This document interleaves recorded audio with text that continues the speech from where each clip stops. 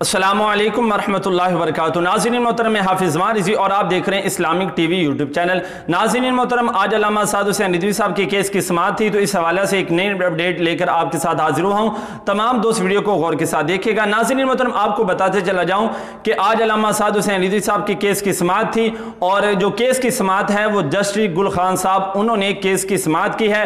दौरान केस उन्होंने ये फैसला किया है कि जो अदालत आलिया लाहौर हाई कोर्ट ने के फुल बेंच ने जो फैसला किया था उसको मद्देनजर रखते हुए जस्टिस गुल खान साहब ने गवर्नमेंट ऑफ पंजाब और होम सेक्रेटरी और दीगर वो अफसरान के जो इनकी नज़रबंदी के अहकाम जारी करने के अंदर शामिल है उन तमाम को जस्टिस साहब ने तलब किया है और आइंदा जो तारीख है उन्होंने 11 अगस्त मुकर्रर की है। जी हाँ नाज़रीन मोहतरम, आपको बताता चला जाऊँ कि जस्टिस गुल खान साहब ने केस की समाअत की और ये फैसला किया है कि आइंदा government of Punjab home secretary और दीगर वो अफसरान के जो इनके अहकाम नज़रबंदी के अहकाम जारी करने के अंदर मुलविस है उन तमाम को उन्होंने तलब किया है और आइंदा तारीख उन्होंने 11 अगस्त मुकर्रर की है। तो नाज़रीन मोहतरम, इंशाअल्लाह जो फतह है वो हक की होगी।